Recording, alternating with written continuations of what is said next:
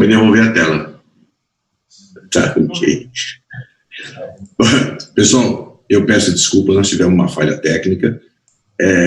E a gente tinha feito uma apresentação toda bonita, demorou, falei boa noite para todo mundo, e olha lá, bem-vindo e tal. Não pegou nada disso. Mas a sorte foi que entrou na palestra direto do Gilberto. Então eu quero só falar duas coisas para vocês. Primeiro, é que as perguntas que vocês tiverem que fazer, por favor, façam no chat, que nós vamos no final tentar responder. Aquelas que não forem respondidas, nós faremos com que, pediremos que os palestrantes façam, respondam, e depois a gente vai juntar todas as perguntas comuns e colocar aí de volta no YouTube as respostas. A segunda coisa que eu peço bastante, encarecidamente para vocês, é que ali na explicação do vídeo, ali onde está lá o Show More, vocês vão ver um link que é para uma pesquisa que nós estamos produzindo. Eu gostaria que vocês preenchessem essa pesquisa. Primeiro, ela está perguntando quais os assuntos que mais interessam aqui nesse webinar. Tá? Então, para a gente poder repetir, poder aprofundar mais o assunto, pedir até para os palestrantes que puderem voltar aqui e aprofundar no assunto. E a segunda, tem outros temas, outros assuntos, para que vocês possam nos dizer que outros temas, que outros assuntos vocês querem que a gente possa trazer palestrantes para cá e colocar aqui no canal Engenharia Clínica Brasil. Tá bom? Então, vamos continuar. Agora acho que já está tudo certo. Eu estou convidando o Benedito Fernandes de Lima, também do Hospital Albert Einstein, para poder fazer a apresentação. Tá ok? Benedito, você agora. Obrigado, Calil. Bom, boa noite a todos. Deixa eu compartilhar minha tela aqui. Nós vamos falar um pouquinho a respeito de esterilização em ventilação e anestesia, que é o desafio que muitos enfrentaram aí há poucos dias também.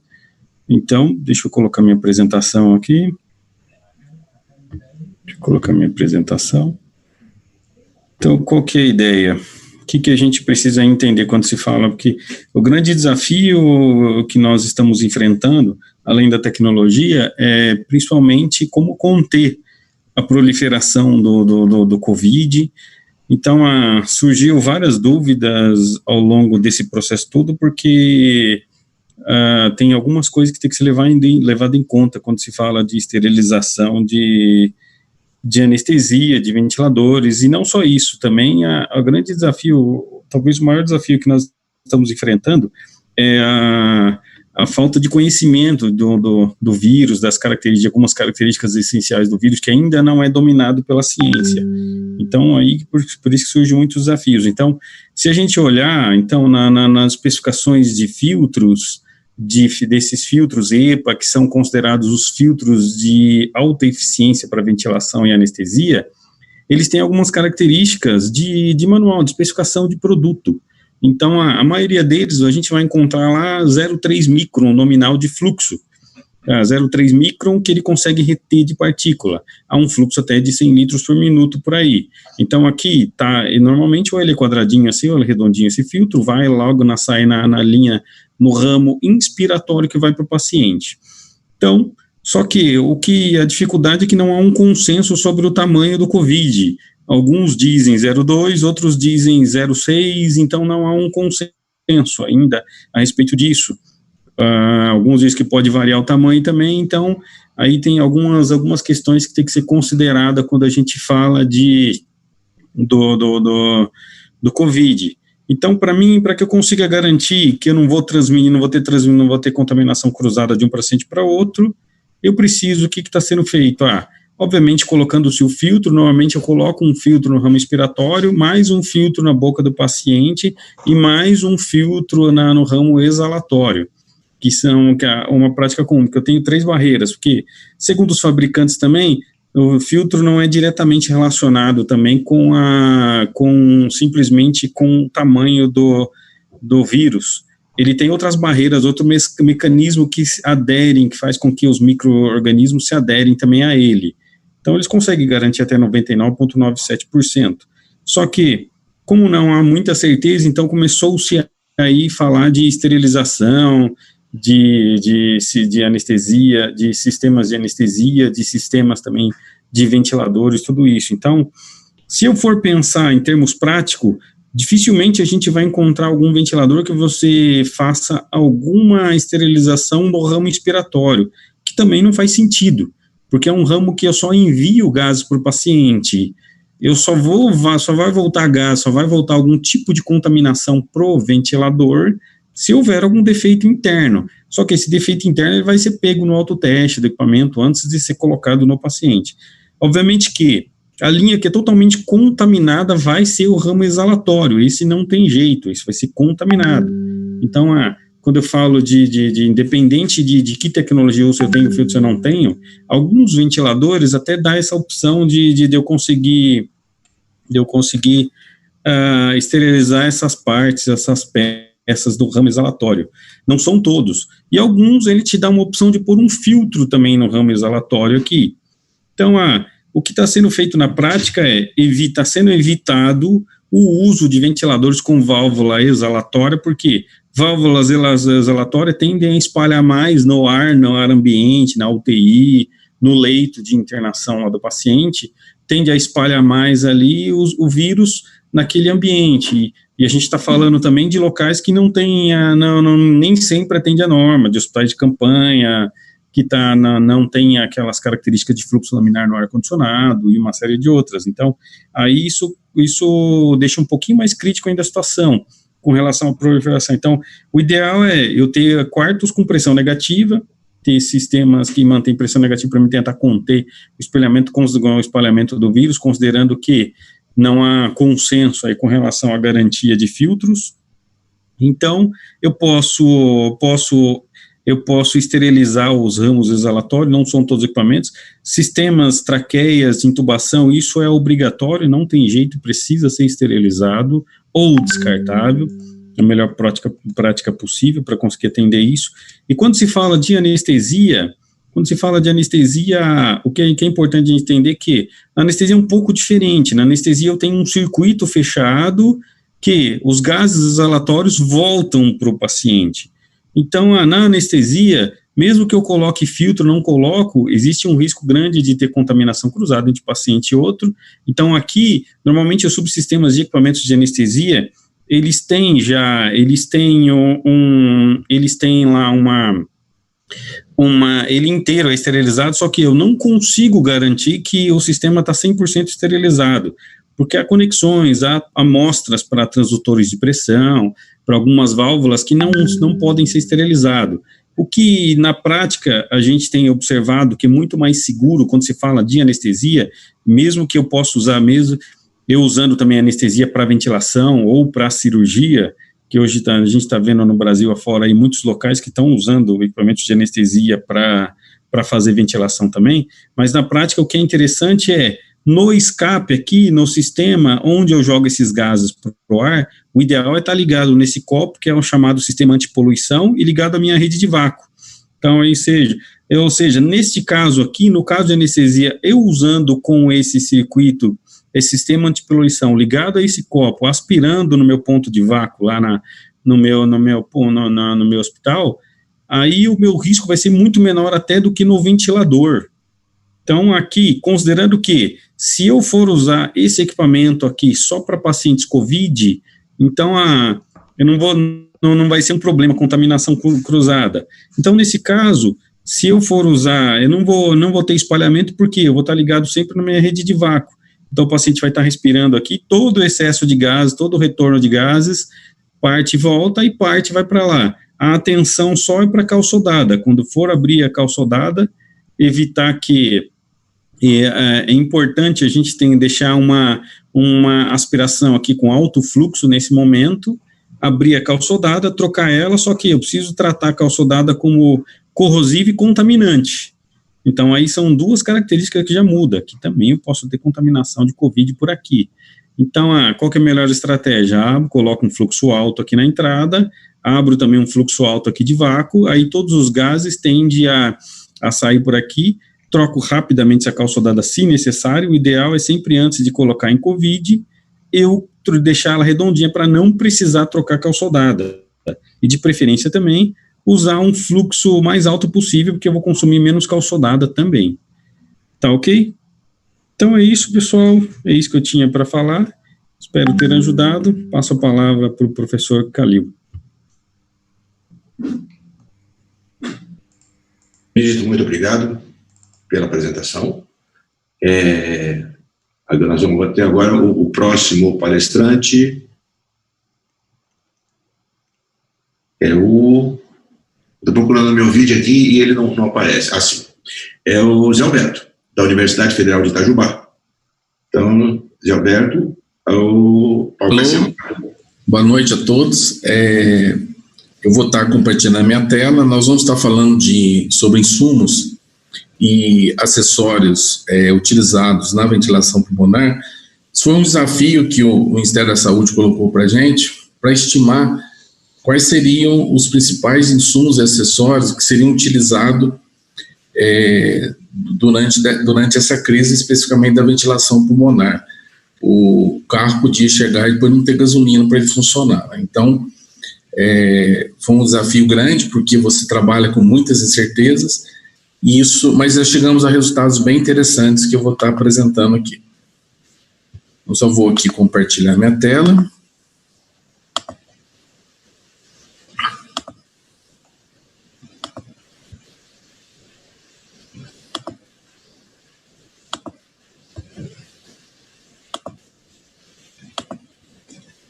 Bom, esse trabalho ele foi desenvolvido a 4 mãos,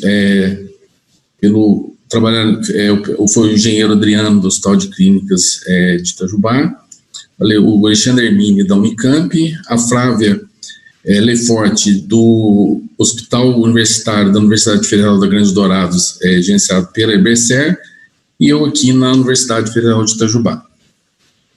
Bom, foram levantados os principais itens de consumo, que estão aqui, são vários itens, né?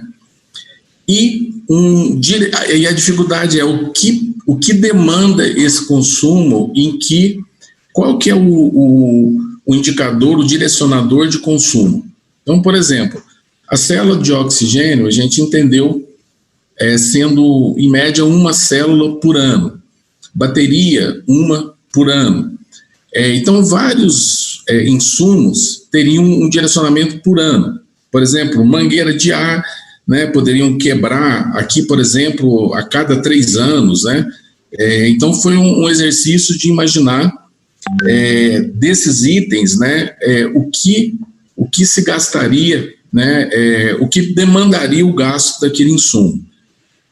E nós tivemos, por exemplo, insumos que são por dia de uso, como os filtros que foram apresentados na palestra anterior, do Benedito, circuito fechado de aspiração, e aí, por exemplo, 1 a cada 3 dias, 1 a cada 2 dias, o filtro HME 1 a cada 1 dia. Então, a primeira dificuldade foi identificar o que demanda o uso daquele insumo. E nós tínhamos alguns direcionadores que nós identificamos que fosse por número de equipamento, tá? Como, por exemplo, circuitos respiratórios reprocessáveis, entendíamos que deveriam ter 4 por equipamento de reserva, caso, por exemplo, o processo de processamento do circuito respiratório tivesse algum problema, eu teria reservas, e também reservas para circuitos de uso único. Caso haja outra falha aqui, nós teríamos uma outra salvaguarda aqui de circuitos de uso único que pudesse suprir alguma demanda. Até o suportezinho lá do circuito respiratório, a gente fez uma previsão. Né? Então, nesse primeiro trabalho foi identificar quais os itens e o que demanda o uso desses itens. Né? Depois, nós desenhamos um cenário. É um cenário, digamos assim, bem pesado, né?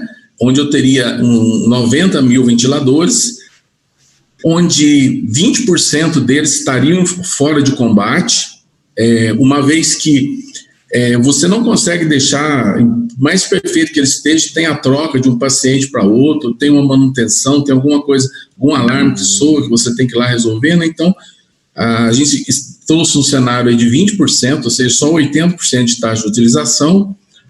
Usamos um tempo médio de internação da Covid, que estava na literatura na ocasião, de 14 dias, hoje a gente fala entre 7 até 20 dias, né?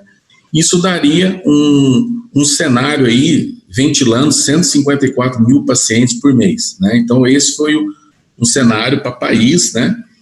Considerando também com os cenários que já estavam demonstrando na Europa e na China, né? E considerando aqueles parâmetros de consumo, mais o cenário que foi apresentado, isso pode ser adequado para qualquer cenário, uma planilha, né? Nós verificamos aqui, 3 se destacaram, né? Muitas coisas óbvias, por exemplo, iam se demandar 18 mil células de O2, 18 mil baterias, diafragma, válvulas exalatórias, né? Então, será que algum desses faltaria no mercado para atender a essa demanda toda? Esse era o objetivo do estudo, né? A gente vê se o mercado conseguiria atender a essa demanda. Isso foi passado para as empresas e foi aberto um diálogo com as empresas dessas demandas. Mas 3 chamaram a atenção, que foram os filtros HME, HMEF, o filtro EPA e o circuito fechado de aspiração. Foram os que, nesse cenário, apresentaram um maior índice, né? Umas demandas assim, gigantes, né? Enormes, né? E onde poderia, assim, elencado como uma prioridade de se estudar e entender o que estava acontecendo, né? Então, nós falamos aqui de 2 milhões de filtros por mês de HME ou HMF, filtro EPA, 1 milhão, né? E circuito fechado de aspiração, 720 mil. Aqui tem algumas coisas interessantes. Por exemplo, o filtro EPA e o circuito fechado de aspiração é uma prática de segurança dos profissionais de saúde, né? Porque aí, como foi apresentado pelo Benedito, né, não há uma exalação, o filtro EPA impede, ou diminui essa exalação para o ambiente, né?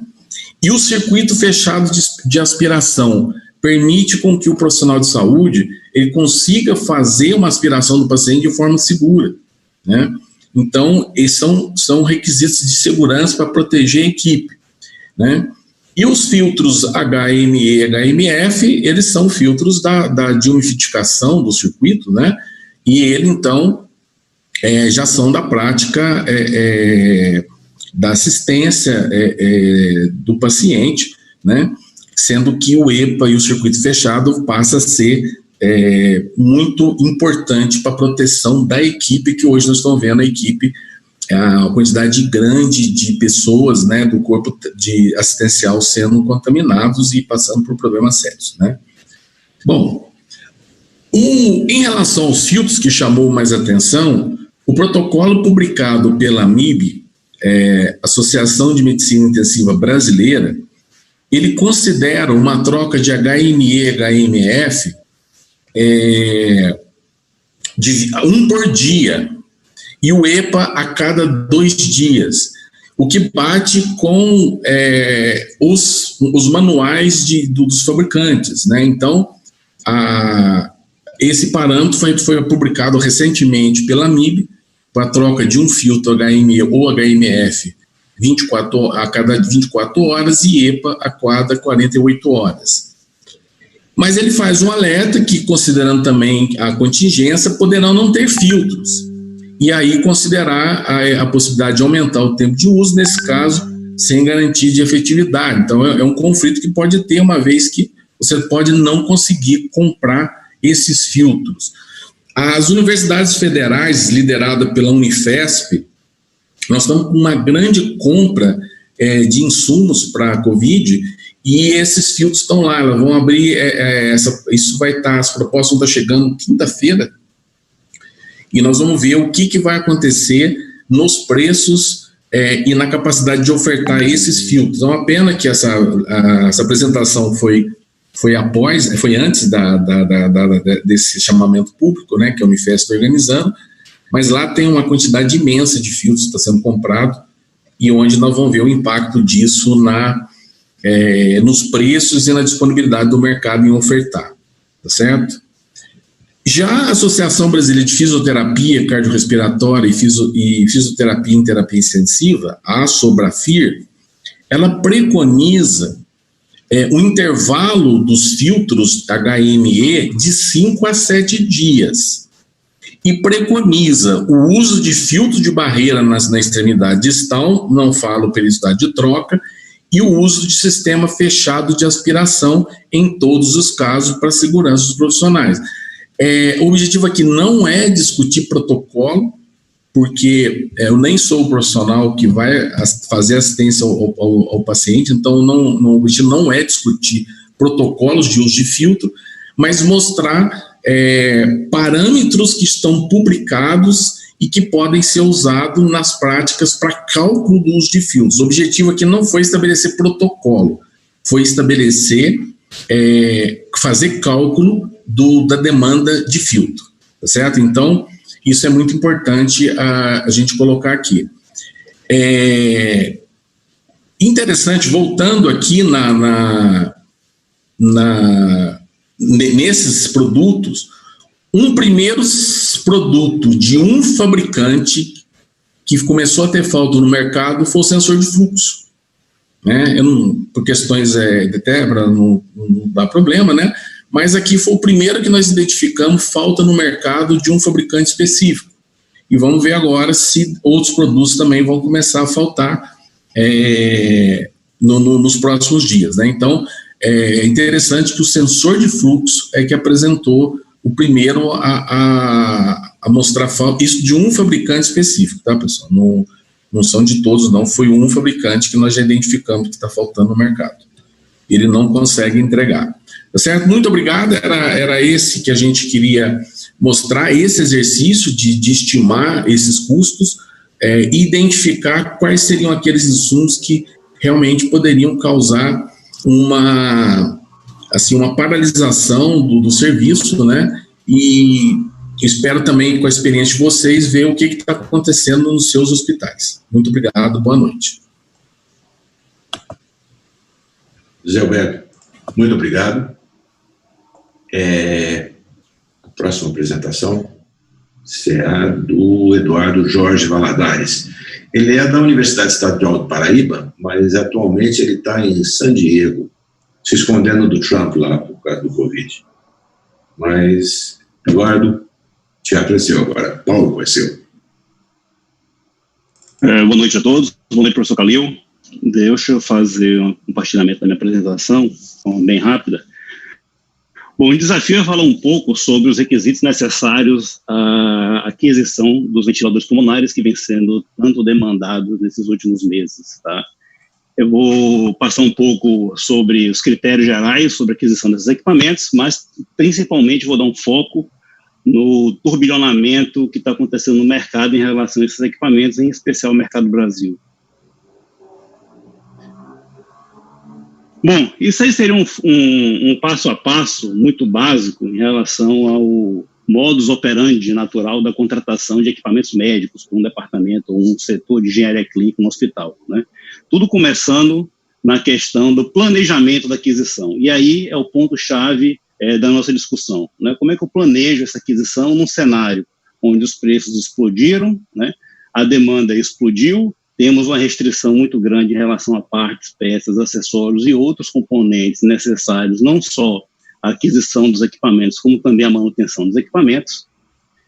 E aí, partindo-se da questão do planejamento da aquisição, né, usando o modus operandi tradicional da engenharia clínica, né, sempre nós temos um protocolo clínico que leva esse protocolo clínico, estimula uma demanda nos serviços, e essa demanda do serviço é avaliada por um corpo de engenharia clínica que estabelece um equipamento necessário ao atendimento daquela demanda. No caso específico do Covid, né, nós temos aí duas grandes referências que vêm sendo trabalhadas não só pelas empresas no mundo, mas também pelos os desenvolvedores de tecnologia, que são as especificações da Organização Mundial da Saúde, que está aqui em cima. Na verdade, é um draft que foi lançado no final de março, tá?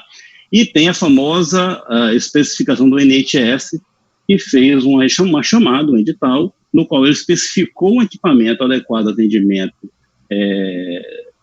da doença causada pelo Covid, e isso aí foi feita uma concorrência pelo sistema de saúde inglês para que se fosse produzido em massa esse equipamento, tá? Eu não consegui localizar de forma consolidada no Brasil, principalmente no âmbito do sistema único de saúde, né, qual seria o protocolo que deve ser adotado pelo SUS em relação ao tratamento do paciente acometido com Covid-19 e ainda qual seria a especificação básica necessária para a gente poder ter isso como uma referência para fazer a especificação do produto e aí sim verificar no mercado o que tem disponível e eventualmente buscar o desenvolvimento de uma tecnologia adequada ao atendimento desse protocolo clínico. O que a gente vem observando nos últimos 2 meses é que as engenharias clínicas, as secretarias de saúde, as secretarias municipais de saúde, os hospitais como um todo, estão trabalhando no paradigma de que como se a gente estivesse numa situação normal, né? Ou seja, todo mundo quer buscar, como eu costumo dizer, o Corolla num preço adequado, né? Não vou comprar aquele equipamento top de linha, porque em tese eu não preciso disso tudo, não vou comprar o equipamento muito básico, mas eu vou tentar achar um equipamento que depois dessa crise eu possa utilizar em outros procedimentos, ampliação de leitos, etc. O grande problema é que não todo mundo está demandando esse equipamento, né? E num cenário de crise e de urgência, né, onde em tese nós temos uma curva muito aguda da demanda desse produto, né? Será que esse Corolla, né, custo-efetivo, ou esse equipamento custo-efetivo está disponível em grande quantidade e não precisa ser no mercado? Aparentemente não, né? O que se está verificando uma grande dificuldade para se adquirir esse produto. Então, nesse caso, a gente teria o protocolo clínico, né, com base em algumas recomendações dos serviços de saúde. Nós temos o planejamento da aquisição, onde a engenharia clínica, naturalmente, considera o quê? Condições de pagamento, local de uso do produto, os requisitos do equipamento, especificações, treinamentos, critérios de manutenção, demandas de parte, se vai ter fornecimento de parte, peça, preço do produto, né, as questões relacionadas a evento adverso. Eu também não quero comprar uma tecnologia que vem sabidamente se mostrado muito problemática no mercado. As questões regulatórias, né, que se olharmos aí do início dos anos 90 para cá, isso evoluiu muito no Brasil, e no cenário que nós temos hoje regulatório, basicamente nós voltamos o paradigma regulatório em virtude da questão emergencial para meados dos anos 90, né, e as questões de descarte do equipamento. Contudo, o que a gente observa é um cenário, digamos, tenebroso. Tudo aquilo que foi construído ao longo das últimas décadas no Brasil, de treinamentos, de ensinamentos em relação a como comprar equipamento médico, isso de uma hora para outra vem ruindo, né? Porque as condições que a gente precisa para tomar a decisão na aquisição de equipamento, elas simplesmente não estão mais presentes, né? Condição de pagamento, vocês devem ter acompanhado pela imprensa, e eu estou acompanhando isso aqui nos Estados Unidos, mudou completamente. Ou seja, para você comprar um equipamento médico hoje, principalmente um equipamento desse que está overseas, de alto preço, alto custo, o pagamento não é à vista, é antecipado, né? O chinês, por exemplo, considera que o equipamento está comprado quando o dinheiro está na conta da empresa. Então, se você não comprou e ele está em trânsito, o equipamento não é seu, e como o equipamento não é seu, pode ocorrer o que vem ocorrendo, que é na hora que ele faz alguma conexão, alguma passagem, alguma baldeação em algum aeroporto, algum porto, ele é vendido por um preço mais caro, de modo que, inclusive, compensa o pagamento da multa no Brasil, né? O que a gente tem definido, basicamente, é o local de uso, né, que é esse equipamento utilizado em UTI. Os requisitos desse equipamento não são claros, não estão claros. As especificações também não estão muito claras, até porque é uma doença nova, não se tem ainda um protocolo consolidado, definido para esse equipamento. Então, não se sabe exatamente que tipo de equipamento atende a demanda clínica, manutenção e treinamento, partes, peças e acessórios, né? Eu recebi de um colega um modelo, uma proposta, uma Proforma Invoice da venda de equipamentos, ventiladores pulmonares, e está bem claro no Proforma Invoice. Não tem treinamento de usuário, não tem treinamento técnico, não tem manutenção e não garante parte, peça e acessório. Pesadelo. Preço, basicamente, 10 vezes o preço que se tinha antes da crise, principalmente do produto chinês. Tá? Eu lembro que na Edicel, ao final de 2018, foi feita uma compra de equipamentos de ventilação pulmonar para uso em UTI. O preço, se não me engano, saiu algo em torno de R$49 mil, e esses preços hoje, um equipamento semelhante, o que a gente observa de propostas que as secretarias vêm recebendo é algo em torno de R$100 mil. Eventos adversos, né, muitos equipamentos que estão se apresentando como solução no histórico de eventos adversos, até porque alguns reguladores, né, estão flexibilizando etapas do processo regulatório, aquelas etapas mais administrativas, não estão abrindo, e é bom deixar claro isso, abrindo mão das questões normativas, técnicas de segurança e eficácia, mas como você não tem um histórico daquele produto, tem uma gama de produtos entrando no mercado, você não tem histórico de avaliação de desempenho desse equipamento, né? E a questão do descarte do equipamento, que isso aí basicamente não foi alterado. O que a gente vê, na verdade, é que todo esse processo natural de aquisição de produtos foi colocado em xeque, né?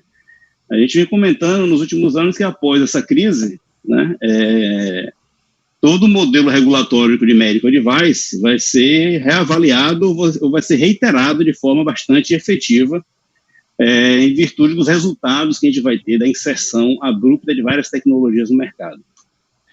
Eu queria deixar aqui um exemplo, isso aí está na página do Ministério da Saúde, no site que o Ministério da Saúde colocou de transparência em relação às aquisições que estão sendo feitas de equipamentos, né? E aqui é um ponto que eu queria destacar, né? Esse contrato que foi o famoso contrato de R$1 bilhão para a compra de monitores é o grande paradigma que se tem hoje na máquina pública brasileira em relação a equipamentos médicos. Como eu, pelo menos, não encontrei um protocolo claro, uma especificação de referência do SUS em relação a esses equipamentos, o que os gestores estão fazendo tomam esse contrato como referência, né? É um contrato que foi assinado, se não me engano, o último boletim do Ministério parece que essa compra fracassou, mas de qualquer forma foi um contrato que foi assinado, foi publicado, tem uma especificação detalhada, né? E um preço de referência algo em torno aqui de $13 mil a unidade, né? Então, o que os gestores estão fazendo? Eles copiam essa especificação ipsis literis, sem fazer nenhuma análise crítica de quais seriam outras tecnologias que atendem isso, ou se realmente tudo isso que está aí é necessário, né? Essa especificação que está aí é a especificação do equipamento que foi ofertado, não é o contrário, é uma especificação padrão que atenda à demanda, ou seja, o que eu verifiquei, recebi uma proposta de um equipamento, vi que esse equipamento atende, eu especifiquei isso no contrato, né?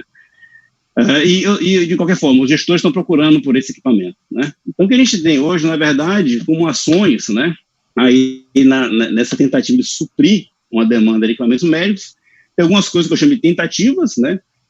Por exemplo, automatizar um AMBU, como se isso resolvesse uma ventilação de longo prazo no paciente. A gente está falando de pacientes que tem que ficar por um longo período entubado, a gente está falando de coisa de 15 dias, eu acho que o AMBU não é a solução mais adequada para isso. Algumas ideias de se resgatar o Bird Mark VII, também é um equipamento que funcionava bem, era bem robusto, mas era muito complicado para você fazer o setup e fazer o setup adequado para colocar o paciente entubado, né? Você tem o desejo das equipes de engenharia clínica dos hospitais, né? Um equipamento top de linha, fantástico, já que eu estou comprando em grande quantidade, grande volume, eu poderia usar esse ganho de escala que estamos tendo para comprar essa Ferrari de forma barata. Nesse caso, aquela velha falácia do ganho de escala, né? O ganho de escala era bom até certo ponto, depois de um certo ponto ele começa a tornar o produto muito mais caro, né? Exemplo do que está acontecendo hoje com o fornecimento de ventiladores. Uma demanda muito grande, força e aperta a cadeia de partes e peças, e todo mundo eleva o seu preço em virtude da demanda. O que eu estou chamando do santo grau, que é esse equipamento aí amarelo, é aquele que está especificado naquele contrato de R$1 bilhão do Ministério da Saúde. Todo gestor do SUS entra em contato contigo e pergunta, você tem esse equipamento? E manda essa foto, tá? Nós temos esse equipamento, que aparentemente o equipamento foi adquirido recentemente pelo governo do estado do Maranhão, naquela movimentação via Etiópia, né? É uma coisa aí bastante espartana, eu não sei avaliar se o equipamento é bom, se é ruim, se funciona ou não funciona, porque é um equipamento que até então não estava no mercado brasileiro. Nós temos aí o pragmatismo americano, só para vocês terem ideia, são os dois equipamentos que estão sendo fabricados tanto pela Ford quanto pela GM, no âmbito do decreto executivo do Donald Trump em relação a demandar que os grandes fabricantes de automóveis fabriquem cerca de 100 mil equipamentos para ser entreguem no prazo de 100 dias, né?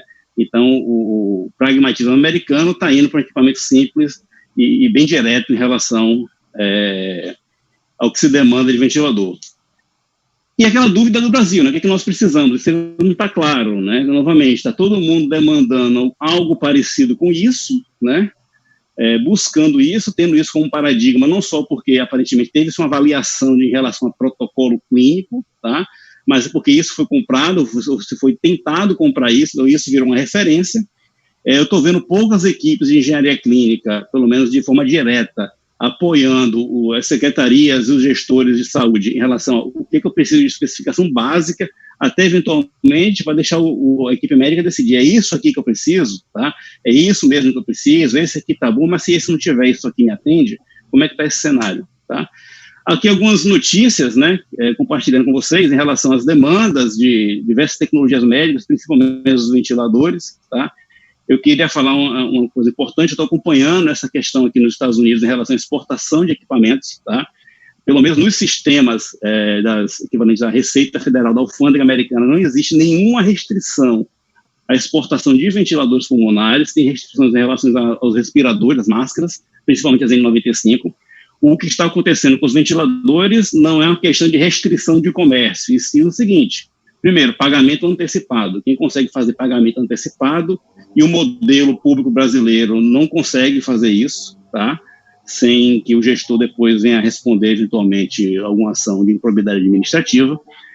Tem essa dificuldade do pagamento antecipado, e tem também a questão do, como não tem um pagamento antecipado, aquele produto encomendado, né, pode ser sujeito a uma oferta melhor, né? E uma vez uma oferta melhor sendo feita, muitas empresas estão desistindo de fornecer o produto para o Brasil. Era isso de forma bem sucinta. Obrigado pela atenção.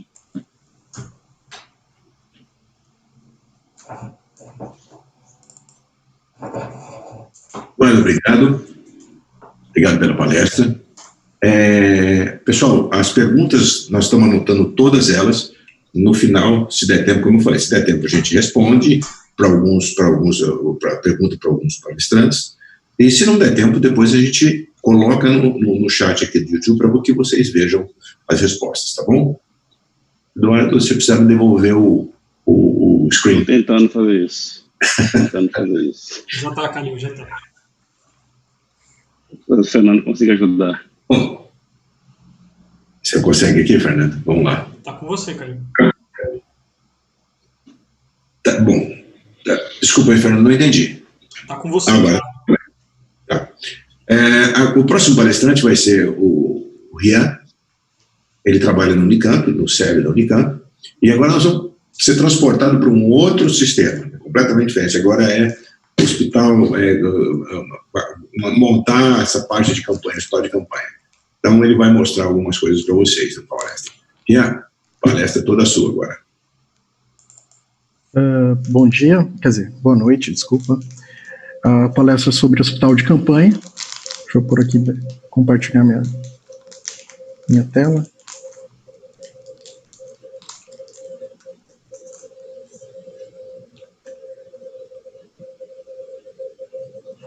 Bom,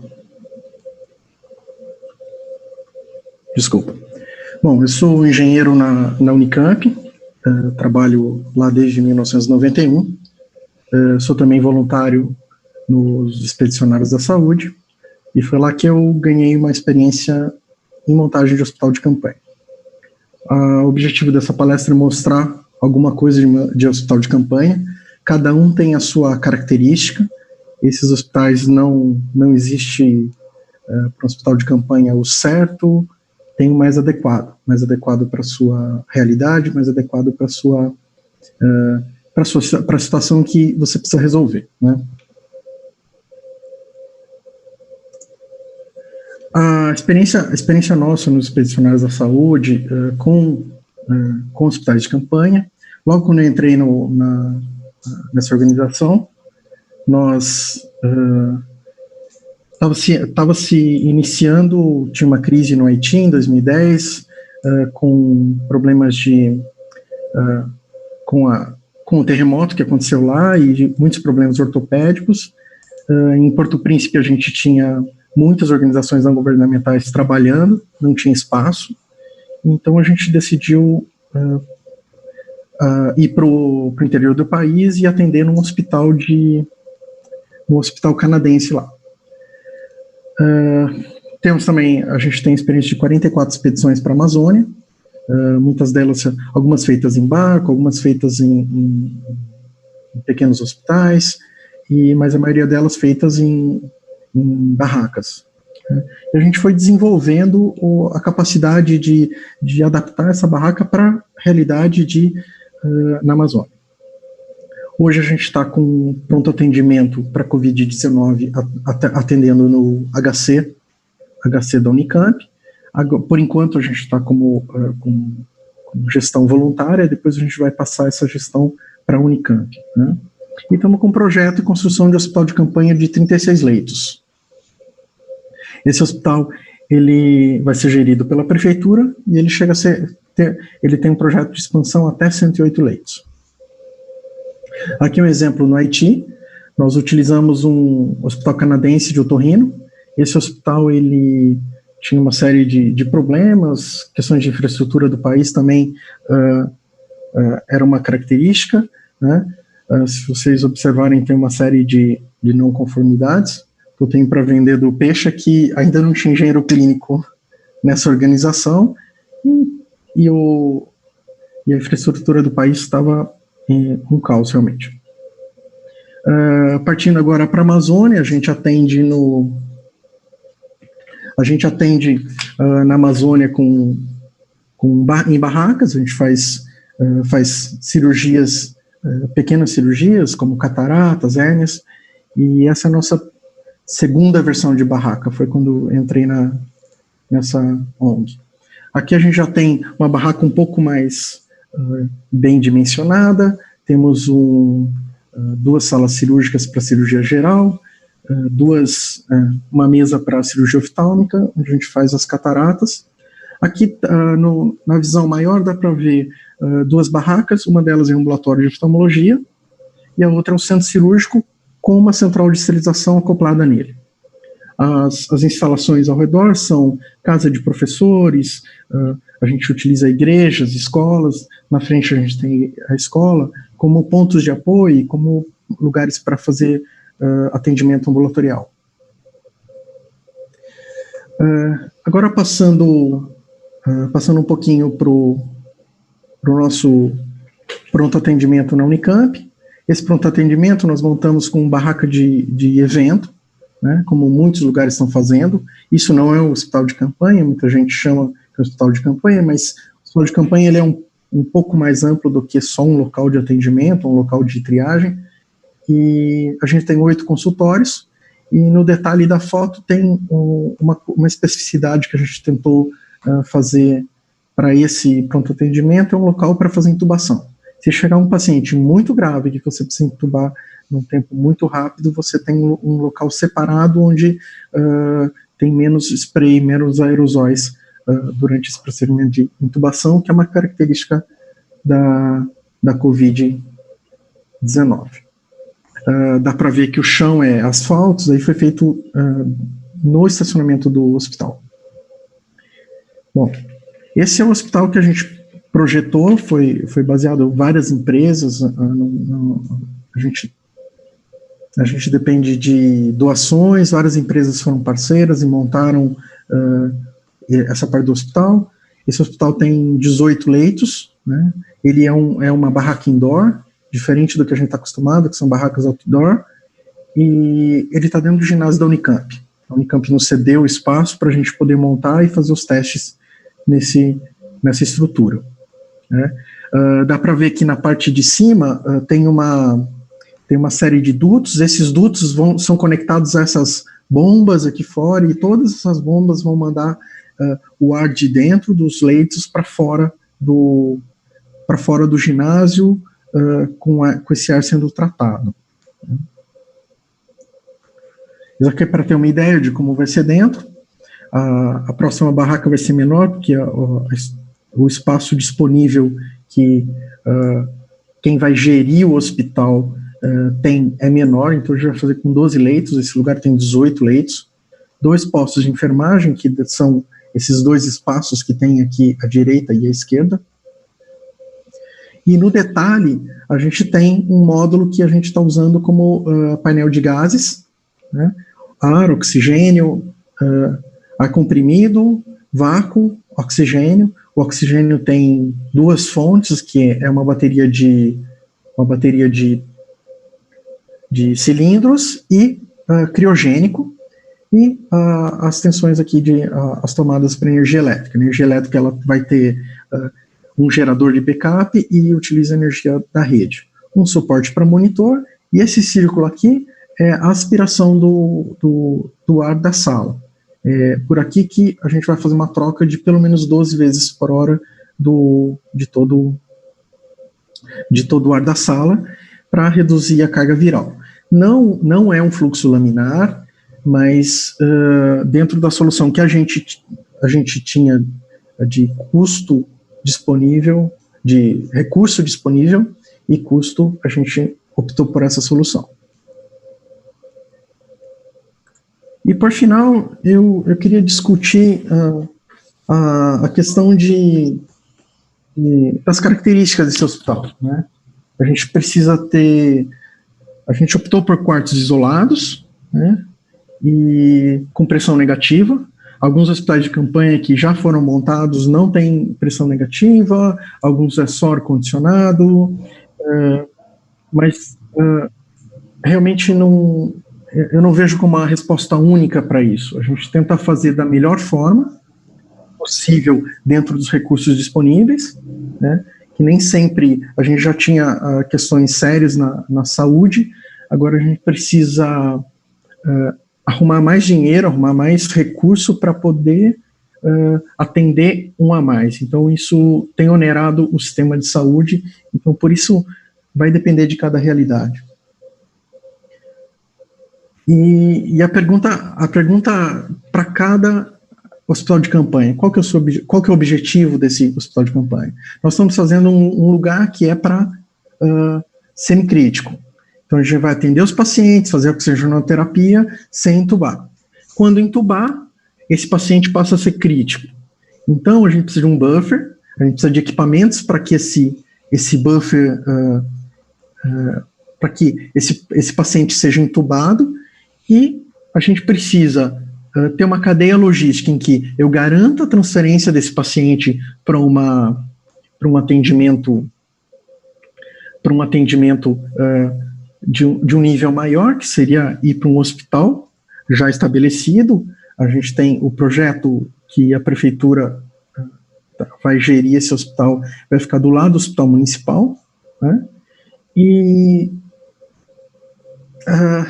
Então, a característica do hospital ela tem que ser também flexível. Se de repente eu não tiver leitos de UTI para fazer transferência, o que eu vou fazer?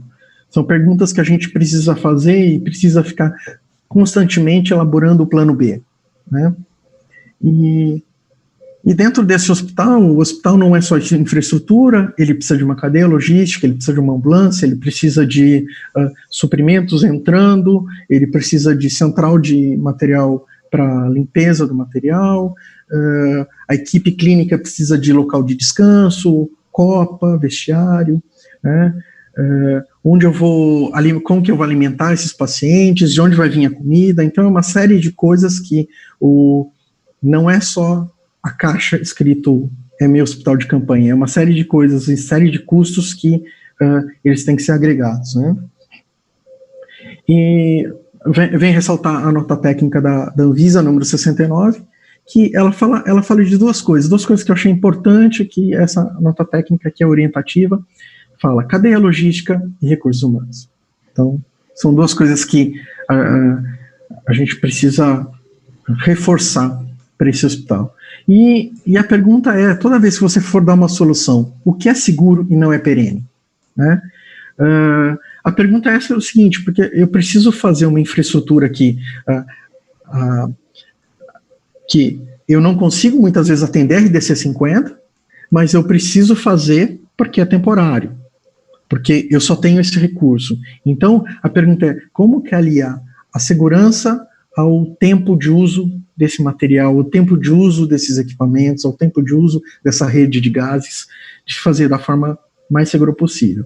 Aqui no estado de São Paulo, a gente tem uma portaria do Corpo de Bombeiros. Essa portaria está sendo específica o seguinte: qual que é o mínimo de segurança para em caso de incêndio que esse hospital, essa estrutura tem que ter. Eu não cheguei a falar nisso, mas no Haiti a gente usou uma estrutura fixa. Muitos lugares estão usando, muitas prefeituras estão usando escolas, estão usando hospitais desativados, galpões, ginásios, e a gente precisa adequar esses ambientes, né? Cada ambiente, cada hospital vai depender da realidade do município, da realidade do estado e do que se pretende fazer com aquela ampliação de leito. Para que aquele leito foi ampliado, né? Qual que é o objetivo daquele leito, né? Eu agradeço também o convite, termino por aqui. Muito obrigado.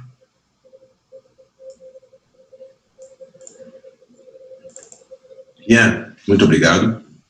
É o seguinte, gente, nós estamos super atrasados por aquilo que nós tínhamos programado.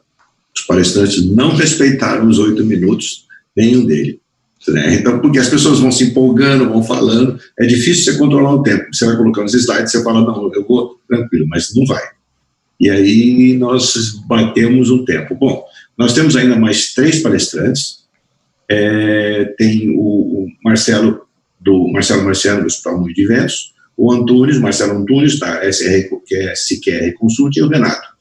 Então, Marciano, por favor, tenta manter os 5 a 8 minutos, por favor. Senão o pessoal vai sair daqui às 9 horas da noite. Boa noite, Calil, pessoal, obrigado. Tudo bem? Eu vou colocar aqui os tópicos que eu vou comentar nesse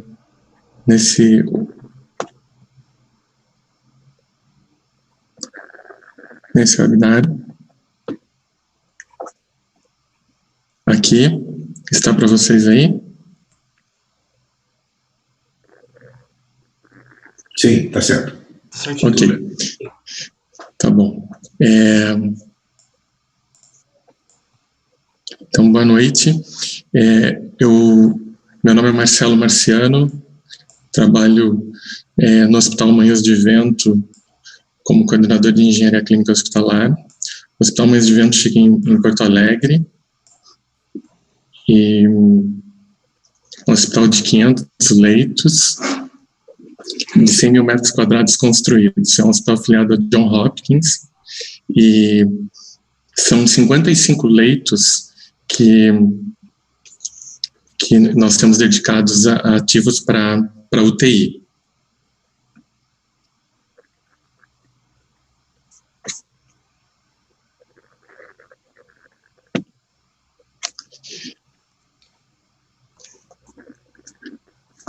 O que a gente fez? Eu dividi em 8 perspectivas ou dimensões para conversar com vocês e apresentar o trabalho que a gente fez. A primeira foi do parque tecnológico. A gente viu a capacidade atual que a gente tinha no parque e foi ver a quantidade, as condições, as configurações, a disponibilidade que a gente tinha dos equipamentos, sendo o que estava em manutenção interna e externa, as localizações deles, né? E também as possíveis restrições. Então, foi um momento da gente, por mais que a gente tenha o cadastro em software, de tudo, para a gente ver como estavam as condições dos equipamentos e os mais específicos que são utilizados para atender paciente com Covid-19. Também ver seus acessórios, as condições que são acessórios, insumos relacionados, né, o estoque e os critérios de substituição, tanto para ficar claro para a nossa equipe, como também para poder dividir isso com as gestoras das áreas, né, que estavam aí atendendo esses pacientes. Com isso, a gente também conseguiu ver a capacidade que estava operacional ou não, os tipos de equipamentos que são comodatos, próprio ou locado, até para saber se a gente poderia em algum momento estar aumentando, né, o comodato ou a alocação de alguns equipamentos. A gente conseguiu ver exatamente a quantidade de equipamento por área, novamente. Também conseguimos ver os acessórios, a quantidade de acessórios que tem em estoque, a quantidade que tinha na área, a quantidade recomendada pela quantidade de equipamentos que a gente tinha, né, o tipo de recomendação também que a gente iria fazer para aquisição também dos acessórios. E também para ajudar a compra dos acessórios, a gente também fotografou, pegou os códigos dos sistemas que a gente trabalha de compra para facilitar a nossa equipe, pedir às equipes de gestoras e também os suprimentos, né, para poder entender e comprar da forma mais rápida. Visto o que a gente tinha, a gente foi pensar no que era necessário de ampliação. Então, a gente definiu o que poderia ser alugado, comodatado e comprado de acordo com o mercado também, que ele está muito restrito no momento, a quantidade, o valor e a previsão de entrega para a gente poder ter noção. E também é importante pensar na utilização ou a situação dos equipamentos pós-pandemia. Por mais que nesse momento a gente tenha que pensar rápido, a gente também avisou que esse equipamento ele pode não estar de acordo com o padrão que a gente trabalha, e depois que passar, quais esses equipamentos, né? E isso a gente também pensou nesse momento. E com isso a gente teve toda a lista dos equipamentos para os 55 leitos ativos e para necessidade de expansão, que o projeto é para 120 leitos sendo escalonados. Agora, falando um pouquinho nessa mesma perspectiva do Parque Tecnológico, a gente também foi olhar em relação a leitos. A gente teve que ampliar leitos, em torno de 30 leitos, que era para atender outro tipo de pacientes e que tinha estrutura para fazer ajuste de pressão também negativa, e a gente foi ver o que era necessário. Então é importante trabalhar a equipe de engenharia clínica, as equipes de apoio, seja elétrica, predial também, porque daí a gente avaliou os equipamentos, as quantidades necessárias, as potências dos equipamentos, a disposição dos equipamentos nos leitos, porque tinha alguns que já eram duplicados, outros que na origem esse leito era individualizado e que a gente ia duplicar. Então é importante saber como vai dispor e como vai fazer esse aumento dos pontos da elétrica. Se vai precisar de central de monitorização, a gente colocou uma central de monitorização e complementou com telemetria nesses aproximadamente 30 leitos dedicados a paciente COVID que a gente expandiu, como também pontos de gases, né, e até explicação, tipo Pocaioc, para evitar falha, porque às vezes tu pode ir no limite, né, e algumas restrições de uso de gasterapia, de energia elétrica, nessa expansão. Com relação à segunda perspectiva que a gente trabalhou frente a essa pandemia, é fazer avaliações e reavaliações de possibilidades. O que a gente já testou, já pensou e por algum motivo não foi implantado, né, frente a esse novo cenário. Ou seja, a gente analisou a especificação de marcas alternativas que não estava nos padrões e nos modelos de equipamentos que a gente trabalhava, né, como também novos equipamentos e produtos que seriam necessários incorporar para atender essa demanda com paciente COVID, incluindo avaliar especificações de equipamentos com CEL, FDA, seguindo a resolução da Anvisa nesse momento da pandemia. Na terceira perspectiva ou dimensão que a gente trabalhou, tem relação com gasoterapia e gases medicinais, né? Uma parte dela, que ela faz parte de utilidades e da infraestrutura. Então, a gente vai ver o consumo, a capacidade atual dos nossos tanques.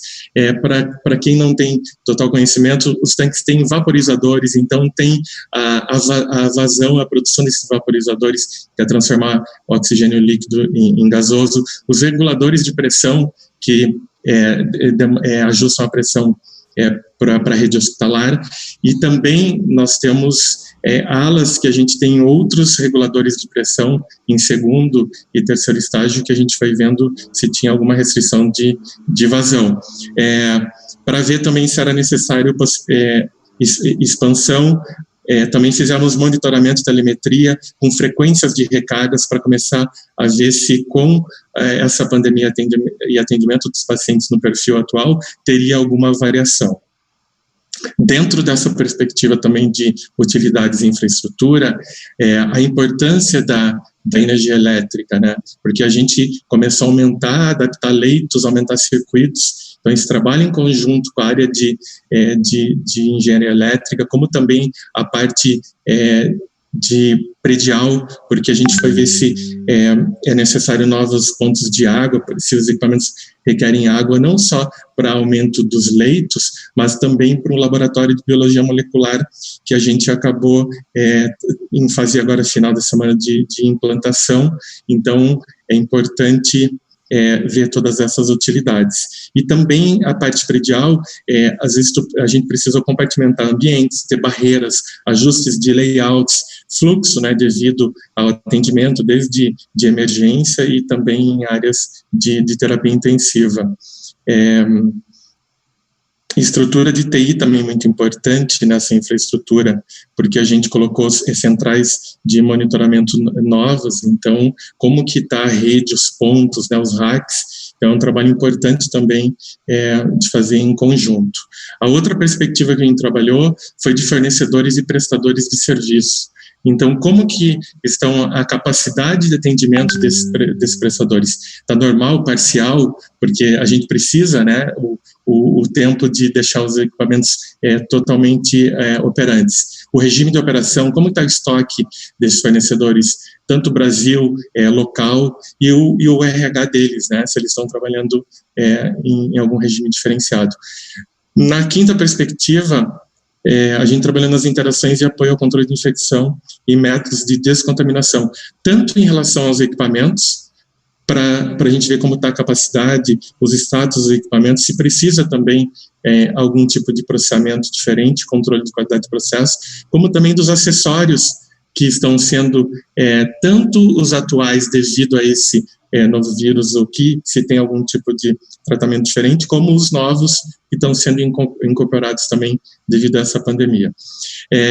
Nessa interação no controle de infecção e métodos de descontaminação, eu também gostaria de observar a questão da qualidade do ar, que com a nossa equipe da engenharia eletromecânica, a gente também foi ver as questões de filtragem de ar, pressão de ambiente, medições de pressão diferencial de ambiente, né, e até mesmo opções de sistemas portáteis de exaustão e tratamento de ar, né, como também sistemas de desinfecção do ar ambiente, seja ele por choque ou que possa ser contínuo por peróxido de hidrogênio, ultravioleta, outras opções aí que tenham. Na sexta perspectiva, também é importante o controle dessas despesas, até para saber o quão esse delta de despesa, de custos, para se adequar, né, a uma pandemia. No sétima perspectiva, que a gente trabalhou, esse alinhamento com a estratégia da organização, interprocessos e áreas, né? Então, a gente tem que entender qual é a estratégia da organização para estar trabalhando com essa pandemia.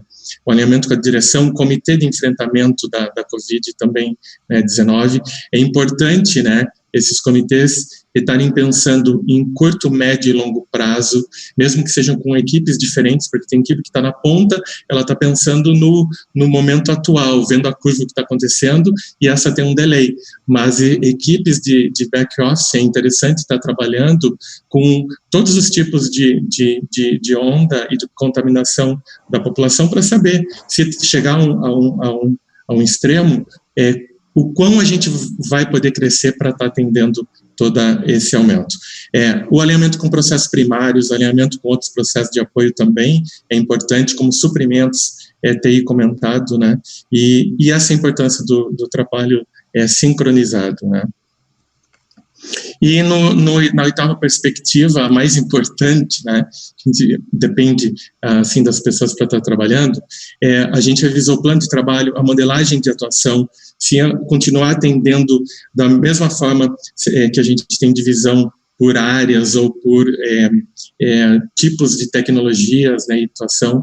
A gente revisou a escala de trabalho para fazer plano de rodízio de equipe, com banco de horas, férias, né, home office quando for possível, até porque tem atividades nossas como planejamento de preventiva, calibração, follow-up de equipamentos inoperantes, atualização de status de equipamentos e tudo, a gente consegue fazer isso à distância. Então a gente teve bons exemplos aí com técnicos, analistas dessas nossas áreas aí, líderes inclusive. Os EPIs na diversidade necessária, e no treinamento, a gente teve treinamento com o SCI para como paramentar, usar máscara, protetor facial, avental, né, quando for entrar em ambiente com paciente. As condições emocionais também é importante, e esse trabalho em conjunto, né, de estar junto aí com todos nesse momento. Então era isso, essas 8 perspectivas, né, nesse espaço que a gente tem aí, que o professor também pediu, Calil, para atender o tempo, mas que isso dá para desdobrar em vários trabalhos e outros encontros. Eu gostaria de agradecer aí a nossa equipe, né, toda a direção do hospital, e também esse canal e o convite aí do professor Calil para a gente poder estar compartilhando tudo isso, né, e acho que esse é o momento de cooperar. Muito obrigado. Marcelo, muito obrigado. Eu vou rápido. Gente, por favor, mantenha o tempo, tá? Agora é Marcelo Antunes, da SQR Consulting. Marcelo, você está tá no palco agora. Obrigado, Calil.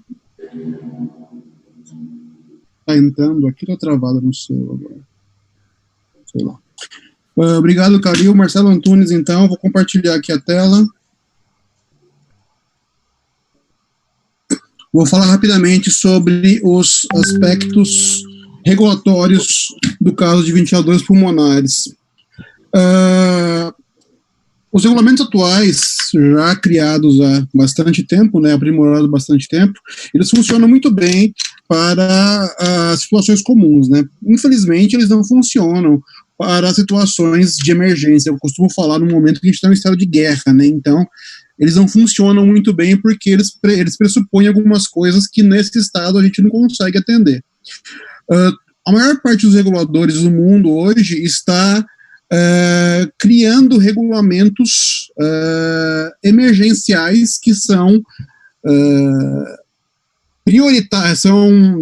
temporários, ou seja, eles vão passar a funcionar apenas durante o tempo em que o combate ao Covid acontecer, e eles, na prática, relaxam um pouco algumas das expectativas regulatórias com relação à colocação no mercado de certos produtos. No caso brasileiro, a RDC 349 da Anvisa, ela relaxou um pouco certos requisitos de registro de produtos, inclusive de ventiladores pulmonares, tá? E permite, então, que se facilite, e assim, não facilita muito, né, porque os produtos continuam tendo que ser seguros e eficazes, obviamente. Um dos problemas que a gente tem hoje é o pessoal achar que pode se colocar qualquer produto no mercado, né, pela necessidade, mas se você colocar um produto no mercado que é inseguro, ele vai matar mais de Covid, né. Então, os requisitos relacionados à segurança e eficácia se mantêm. O que se relaxou um pouco no caso da RDC 349 são algumas das atividades relacionadas ao processo de registro, um pouco da questão, digamos assim, um pouco mais burocrática. Não é exatamente burocrática, mas retirou-se algumas expectativas com relação ao registro de produtos. Por exemplo, um passo que sempre demora bastante é o processo de certificação no Inmetro de tais produtos. A RDC 349 simplesmente tirou a necessidade da certificação nesse momento para produtos que entrarem pela rota da 349. Por outro lado, o registro dado dentro da 349 vale apenas por 1 ano. Então, qualquer produto que queira ter um registro normal, que valeria por 10 anos, precisa, durante esse tempo, demonstrar o atendimento a todos os requisitos. Então, na verdade, é uma saída aí que permite que fabricantes de dispositivos consigam o registro de um produto que é seguro e eficaz, mas que não atende a 100% dos regulamentos, por exemplo, não tem um certificado de boas práticas ou um certificado de Inmetro, colocar esse produto no mercado de maneira emergencial. A Anvisa também soltou recentemente um documento chamado Ventilador Pulmonar Passo a Passo Básico Produção, em que ela indica algumas das expectativas regulatórias gerais para a regularização desses produtos.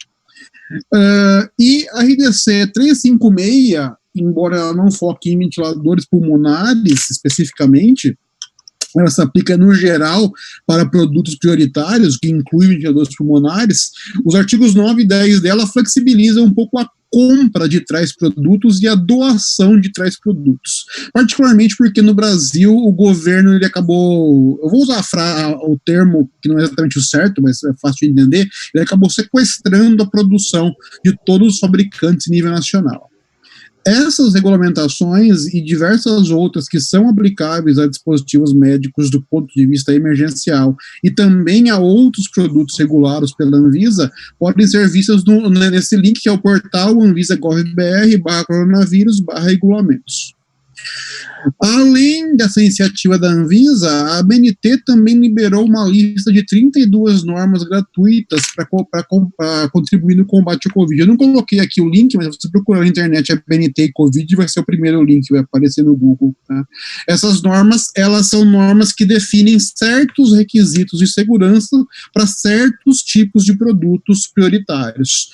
Lembro que elas não definem tudo, né? Quer dizer, do ponto de vista prático, mesmo a 349, ela não retira outros requisitos, ou seja, quaisquer requisitos aplicáveis, incluindo quaisquer normas aplicáveis, os fabricantes continuam que atender. O que as regulamentações têm feito é simplesmente facilitar certas partes do processo, como o registro de produtos. Era isso que eu queria falar de maneira bem rápida. Calil, obrigado. Volto para você. Oi, Marcelo, obrigado. Você foi mais rápido do que eu esperava. Tá ok, obrigado, meu caro. Bom, o próximo palestrante, então, é o Renato Almeida. Renato, vamos lá. O teatro é seu agora. Paulo. Por favor, só mantenha o tempo por mim, por favor.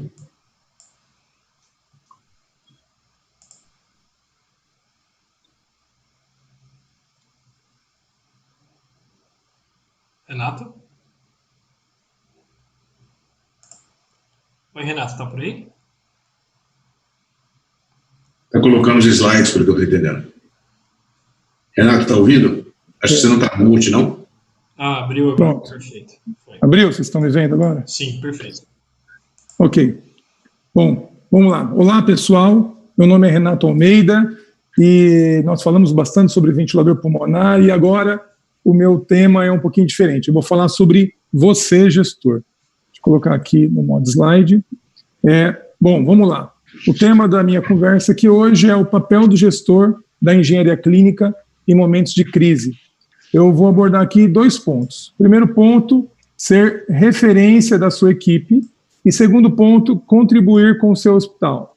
De uma forma bem resumida, eu vou abordar esses 2 pontos relacionados à questão de você atuar diretamente com a sua equipe, focado na sua equipe, é onde eu estou falando de ser referência, e depois algumas sugestões de como você pode contribuir com o seu hospital. Então, como o gestor pode ser referência? Vamos para alguns destaques aqui. Primeiro destaque, informações atualizadas, até fiz uma brincadeira aqui, eu coloquei uma foto aqui de breaking news. Nós sabemos que, nesse momento de pandemia, muitas informações estão circulando pelo hospital.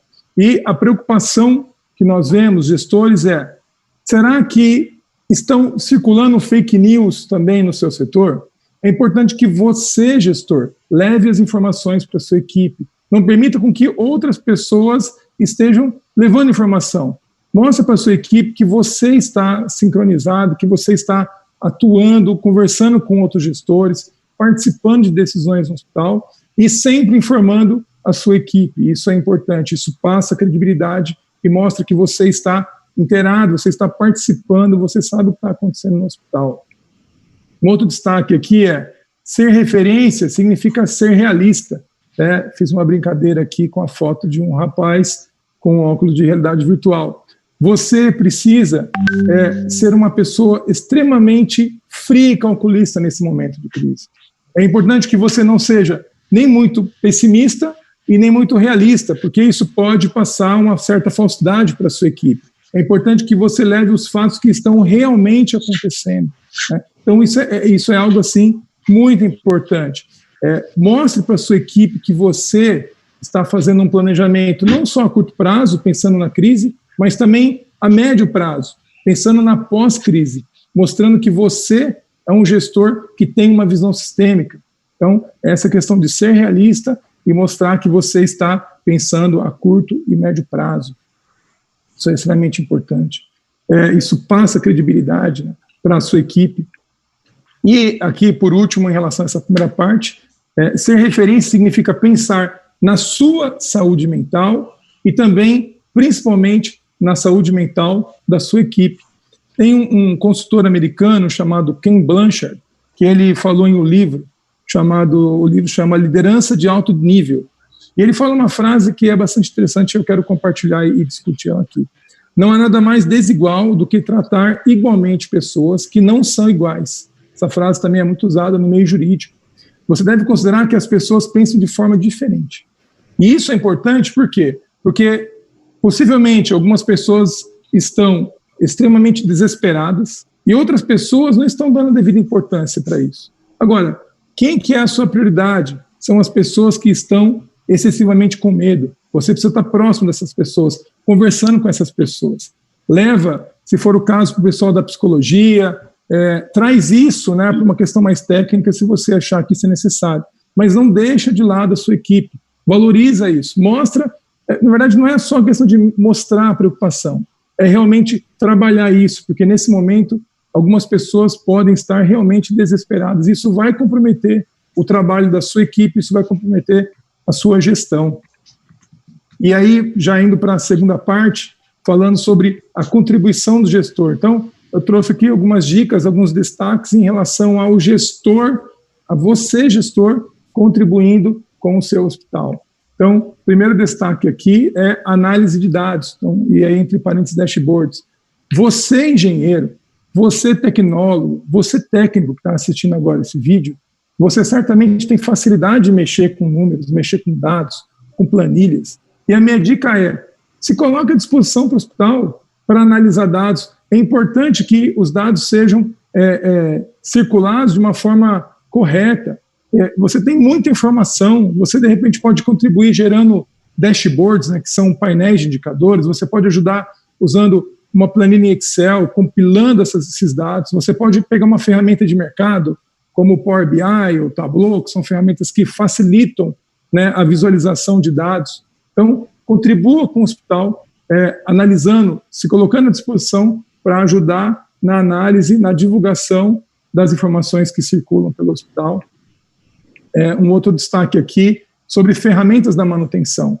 É muito comum na engenharia, principalmente na manutenção preventiva, aqui é um exemplo e é uma dica, você acaba realizando, você mede a temperatura, ou você faz a termografia de disjuntores, de transformadores, de cabos elétricos, e de repente você possui na engenharia do seu hospital um equipamento industrial que realiza a termografia, ou um equipamento que mede a temperatura de forma infravermelho, e aí você, de repente, pode ajudar o hospital com a triagem, ajudando na medição da temperatura dos colaboradores, trazendo, né, uma ferramenta que você usa, trazendo um conhecimento que você usa, que veio da indústria para a área da saúde, e colocando isso à disposição do hospital. Essa é mais uma dica também, isso é uma forma também de você contribuir com o hospital. E aqui, por último, eu estava dando uma lida num texto da Fortney, que foi publicado no dia 10 de abril de 2020, em que ele menciona que a crise está mudando a rotina de trabalho para sempre. Ele menciona o uso do home office, ele menciona o uso da telemedicina, ele fala sobre as videoconferências, mas ele traz um destaque que me chamou muita atenção. Ele fala o seguinte: os gestores precisam desenvolver, precisam se adaptar a realizarem reuniões rápidas e objetivas. E a minha dica aqui é: invista tempo em planejar as reuniões. Você tem um volume de informação muito grande hoje no hospital e é importante que você se planeje bastante. Eu tenho o costume de investir em torno de 4 horas de planejamento para uma reunião de 30, 40 minutos. Então, olhe para isso, porque esse momento e o pós-crise vai exigir isso do gestor. Então, o gestor que conseguir realizar uma reunião rápida e objetiva, focada, mostrar para os demais colaboradores que você aplicou inteligência nisso, isso vai agregar valor, isso vai trazer uma grande contribuição de você, gestor, no hospital. Finalizando aqui, né, a minha conversa, eu gostaria de concluir com uma frase do Michael Jordan, ex-jogador de basquete da Liga Americana de Basquete, a NBA, foi campeão 6 vezes, né, de 6 temporadas, e o Michael Jordan, ele fala algo que é bastante interessante, possivelmente muitos já ouviram. Ele fala que nos playoffs da NBA se separam os homens dos meninos, né? Os playoffs são jogos decisivos na NBA, e nos playoffs, os jogos, eles acabam gerando uma certa pressão em cima dos jogadores. Ele cria um ambiente altamente competitivo, e os jogadores sabem que um erro pode ser fatal. Então, a minha reflexão aqui, mais do que isso, a minha pergunta para você, gestor, para você, gestora, em meio a essa pandemia, qual o seu comportamento? É o comportamento de um homem, de uma mulher, ou o comportamento de um menino, de uma menina? Eu quero destacar isso porque você nunca foi tão importante para a sua equipe, você nunca foi tão importante para o hospital como agora. Então, sejamos pessoas que disponíveis para a nossa equipe, disponíveis para o hospital, e que possamos fazer um excelente trabalho, né, naquilo que nós estamos decididos, que nós decidimos, que nós estamos dispostos a fazer. Eu quero aqui agradecer a oportunidade de falar ao professor Khalil, a organização desse evento, e eu agradeço e fico à disposição. Muito obrigado. Renato, obrigado. Gente, me desculpa, nós realmente extrapolamos muito mais do que eu esperava. Nós temos ainda mais uma pessoa que vai falar do Ministério da Saúde, a Fótima, porque eu deixei para ela encerrar isso, e acabamos passando o tempo. Então, Fótima, por favor, se você puder conversar um pouquinho com a gente. Olá, pessoal, boa noite. Então, eu sou a Fótima, sou consultora do Departamento de Gestão, Incorporação de Tecnologias e Inovações em Saúde do Ministério da Saúde. Eu gostaria aqui de trazer alguns pontos de discussão, para contribuir nessa discussão, de como a engenharia clínica tem suportado algumas atividades de frente de trabalhos que são muito relevantes aí na questão do Covid. Então, gostaria de trazer a participação que a gente tem visto da engenharia clínica nas fases de projetos, desenvolvimento e inovação. Então, nos projetos de PDI, quando a gente vê a participação dos engenheiros clínicos, seja para projetar mesmo esses equipamentos, existe uma aceleração desse processo, porque ele já sabe quais são as aplicabilidades, então a fase de projeto, ela já sai mais agilizada. Além disso, a participação no desenvolvimento dos testes, nos ensaios de conformidade, principalmente nos testes de usabilidade, de interface, a participação da engenharia clínica na validação desses novos projetos, desses novos produtos, pensando no sistema de gestão de garantia da qualidade, na operação, porque esse ciclo de desenvolvimento é ininterrupto, né? Então, ele já projeta, já desenvolve, já valida, pensando no pós-mercado, como que vai ser a questão de assistência técnica, manutenção, descarte, obsolescência. A gente também tem a participação muito ativa do pessoal da engenharia clínica nessas fases de desenvolvimento de novos produtos, observando características de especificação técnica. Então, os engenheiros clínicos, nas compras descentralizadas, têm um papel muito decisivo na especificação. E se eles já contribuírem, eles já trazerem de uma forma antecipada essa apreciação, quando está desenvolvendo um novo dispositivo, né, a chance desse mercado, ele fica muito mais garantido. Temos também a participação da engenharia clínica nos estudos de ATS, nas avaliações de tecnologias de saúde precocemente, quando ela ainda está numa fase de inovação, avaliando o domínio de inovação daquela nova tecnologia que está sendo proposta. A gente também viu agora aí o professor Alberto mostrando uma das demandas que a gente tinha passado para a academia. Então, existe uma relação hoje muito, muito forte entre o governo e a academia. Então, a academia gerando conhecimento, produzindo insumos, subsídios, estudos que possam trazer mais subsídios mesmo para uma tomada de decisão.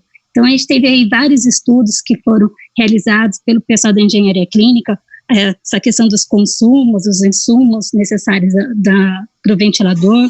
A gente teve com o pessoal da Federal de Uberlândia, estudos de infraestrutura requerida para os hospitais de campanha, a questão de consumo de gases, requisitos para essas instalações, esses gases medicinais, e, assim, dimensionamento do consumo de oxigênio. A gente teve uma equipe também que trabalhou no levantamento desses equipamentos de terapia intensiva, e então buscando dados que a gente tem disponível no QNES, no CIGEM, enfim, com a RDC, para trazer esse dimensionamento e a importância desses estudos, não só para as áreas técnicas do Ministério da Saúde, mas, como o Zé Alberto falou, para orientar também o mercado, né? Então, o mercado também se preparar. Então, a gente fez isso muito próximo do Ministério da Economia.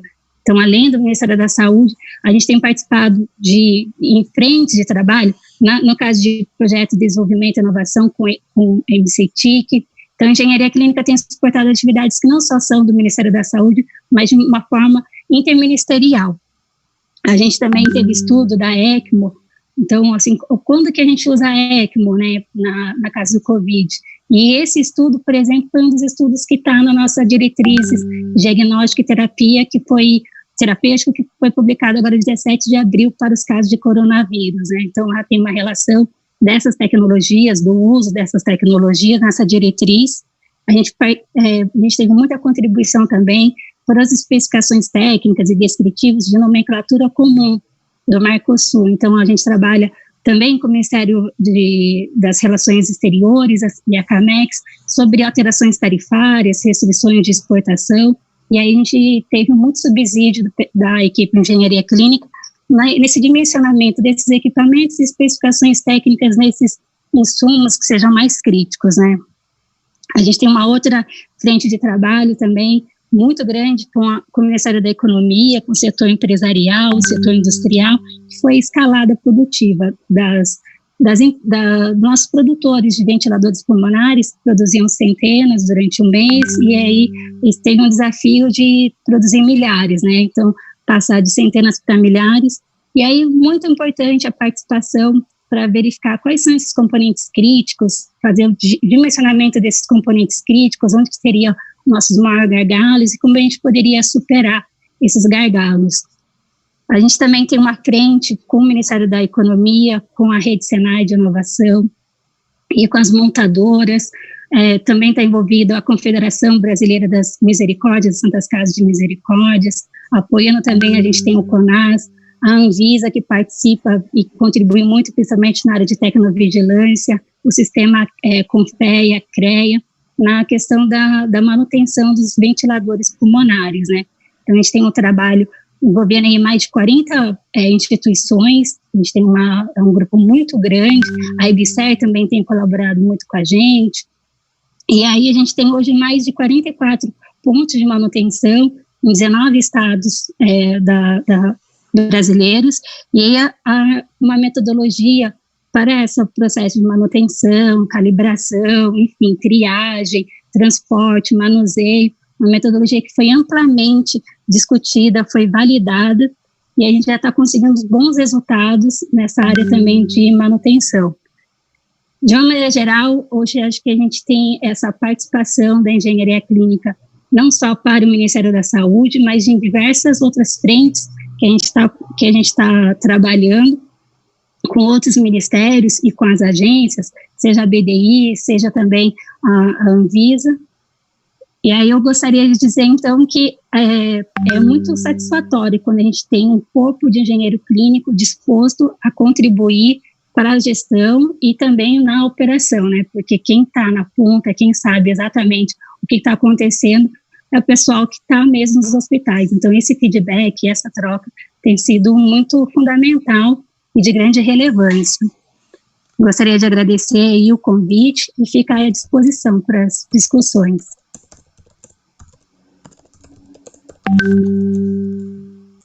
Forte, muito obrigado. Pessoal, eu acho que vocês vão ficar bravos comigo, alguns sim, alguns não. São 20 para as 9. Então, eu quero fechar com vocês uma coisa. Eu vou fazer uma pergunta para cada palestrante, e cada palestrante espero que todos os palestrantes estejam me ouvindo. Por favor, 1 minuto de resposta, porque depois a gente vai fazer as respostas melhores e colocar aqui no chat. Só para vocês, eu vou pegar uma, porque tem mais de 30 perguntas aqui, não dá para encarar isso. Eu acho muito legal, fiquei muito feliz com isso. Isso incentiva a gente a fazer de novo, mas 1 minuto. Gilbertoni, 1 minuto para você. Como foi ampliado o sistema de abastecimento de O2 em pouco tempo? Está me ouvindo? Sim. Na verdade, foi feito um estudo com a empresa nossa de gases, né, que é o Martins, identificamos o melhor local, validamos as obras ou a reforma necessária de utilidades, né, de tubulação, fizemos isso a toque de caixa e foi feito, lógico, um sincronismo com o nosso fornecedor e ele instalou o tanque em 15 dias para nós, ampliando em 5.000 metros cúbicos ou 5.000 litros. Ótimo. Muito obrigado. Então, vamos para o próximo, que é o Benedito. Benedito, você está aí? Ou cansou de ficar aqui junto com a gente? Estou sim. Uma pergunta. O que fazer quando não temos 3 filtros por paciente disponíveis? Posso usar o HMEF no ramo respiratório? Assim, 3 filtros é uma garantia adicional. O mínimo que tem que ser usado é 1 filtro na próxima entre as traqueias e a cana de tubação. Tem que ser no mínimo 1 filtro, porque teoricamente esse filtro já filtra tanto via de ida e de volta. Então ele consegue garantir. O melhor filtro, os filtros que tem que ser indicado, tem que ser aquela classificação EPA 13 para cima, 13, 14, que eles conseguem filtrar até esse 0,3, tem alguns que conseguem até 0,1. Então, seria interessante conseguir usar essa classificação EPA de 13, 14 para cima, que são os de alta performance, aí pensando em vírus. Filtrar vírus, que é o grande desafio. Filtrar bactéria não é um problema, mas vírus é um problema, tá ok? Muito obrigado, Benedito. Agora, Zé Alberto, você está aí me ouvindo? Positivo. Visto que muitos profissionais da saúde já foram contaminados e adquiriram a imunidade contra a doença, seria possível separar em 2 setores de tratamento, fazer isso visando a economia de insumos? Olha, a dúvida que tem é se quem já foi contaminado não pode ser contaminado de novo, vai apresentar a doença novamente, né? E também as janelas dos testes não permitem isso muito rápido, né? Então, e também você duplicar a estrutura é um desafio, né? Então, eu responderia sim que é uma solução difícil de implementar. Ok, Zé. Muito obrigado. Pessoal, eu fiz um erro aqui. Então, a primeira pergunta que eu fiz para o Gilbertoni foi do Leandro Almeida, a outra pergunta foi do Felipe Schneider, essa pergunta que eu fiz do Zé Alberto foi Luiz Flávio Costa, e eu vou para uma terceira pergunta, agora com o Eduardo Jorge, você está por aqui? Está por aí ouvindo? Estou sim. O Wellington Silva pergunta, é possível cobrar punição à China por supostamente ter sido irresponsável com a comunicação dos órgãos mundiais da saúde acerca da proporção desse vírus, ou ela também pode ter sido uma vítima? Bom, eu acho que, eventualmente, qualquer questionamento jurídico que se faça vai para, no âmbito, eventualmente, da OMC, algum fórum internacional disso, mas, em termos de efeitos práticos, eu acho que não vai ter grande efetividade uma denúncia dessa. Claro, pode ter algum bloqueio internacional de comércio, coisas desse tipo, que eu acho que isso vai ser discutido depois, né? E, claro, apurado também se efetivamente a China teve alguma responsabilidade nisso. É isso.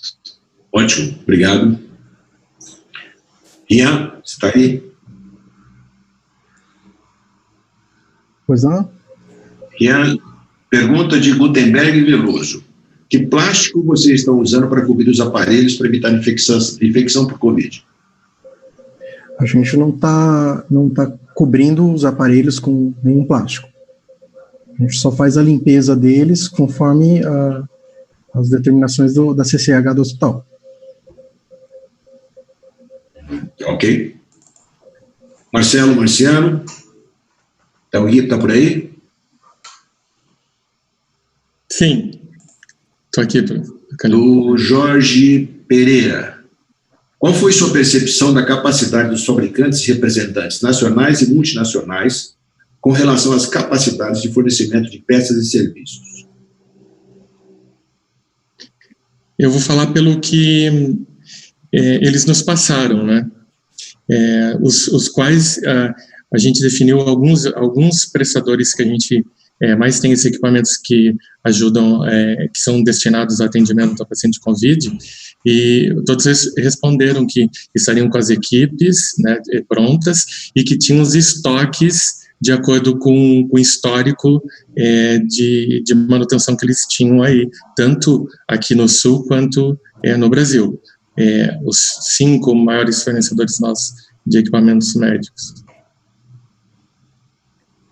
Ótimo.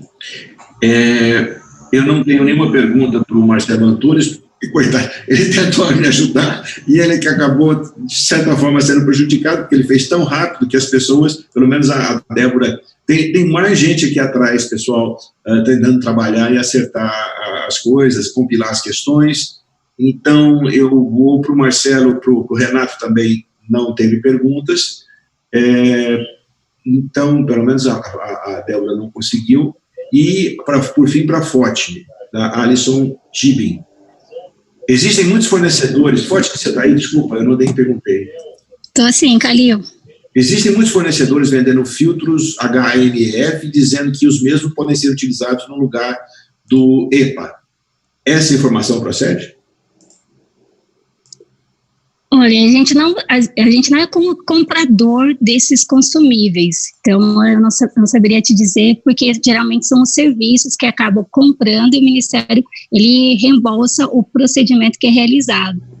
Então, talvez eu não conseguiria te dar a resposta da forma correta, né, porque realmente a gente tem comprado o ventilador, os consumíveis, os materiais de consumo, tem sido comprado pelos próprios gestores locais, pessoal dos serviços. Não sei se o Zé, que está aí, Zé Alberto, teria essas informações aí, porque está participando de processo de compra. Eu posso ajudar, Calil. Por favor, Zé. Repete, por favor. Eu tinha... Peraí, eu fiz Agora quem se perdeu fui eu. Isso eu entendi. Desculpa, a pergunta era... Não, eu desliguei porque eu ia fazer outra coisa, eu falei, bom, agora acabaram as perguntas. Com relação à substituição dos filtros não, peraí, já sei. Existem muitos fornecedores vendendo filtros HNF, dizendo que os mesmos podem ser utilizados no lugar do EPA. Essa informação procede? Então, ela procede desde que observada a especificação do filtro, porque o que difere o HME do HMF, uma das características, ele tem incorporado as funções do EPA também, mas com muito cuidado, porque na compra do HMF, você precisa ver o nível de EPA que foi implementado. Então, para você suprimir o EPA do circuito expiratório distal, você tem que ver que nível de EPA que está sendo implementado no HMF. Tá? Porque, assim, por exemplo, eu vi um fabricante, ele tem 18 modelos de HMF, cada um com os níveis diferentes, né? Então tem que ter cuidado qual HMEF que você está comprando. Tá? Ele pode não fazer um bom EPA, mas a função dele é também fazer isso. Mas como foi apresentado na palestra do Benedito, você tem níveis diferentes de EPA, então precisa ver qual que foi implantado no seu HMF. Só tem cuidado na hora de compra. Ô, Calil. Oi. Eu só queria deixar registrada a participação da Abclean, que é fundamental nesse projeto que a gente tem de manutenção dos ventiladores. Eu acho que eu não citei, eu citei engenharia clínica, mas não citei a Abclean, que tem sido nossa principal ferramenta para trazer os voluntários, ajudar no treinamento, na capacitação e trazer supervisores também em todas as tarefas. Ótimo. Está ótimo, Fátima. Ótimo. Pessoal, bom, então agora vocês dá tempo de vocês jantarem. Muito obrigado. Eu não sabia que esse negócio dava tanto trabalho assim. Teve uma equipe atrás e brigando. O Fernando, que trabalha com a gente, foi muito cara. Ele fez tudo voluntariamente, todos fizeram voluntariamente para poder oferecer um negócio para vocês. Esse webinar. Eu agradeço a todos vocês, agradeço os palestrantes, agradeço vocês por terem participado bastante, porque um monte de perguntas, isso é que é legal, a gente incentiva a gente a fazer outros. Não sei se os palestrantes vão topar, mas pelo menos eu estou incentivado a fazer. E outra coisa, se vocês puderem curtir, recomendar o canal para outras pessoas, certamente nós vamos tentar fazer outras coisas. E, por favor, se vocês puderem, respondam os questionários que que está colocado ali no YouTube, para que a gente possa entender um pouco do que vocês querem, tá bom? Muito obrigado a todos, boa noite, pessoal, boa noite aos palestrantes, e vou jantar, porque eu também não jantei, eu estou com fome. Até mais para vocês todos.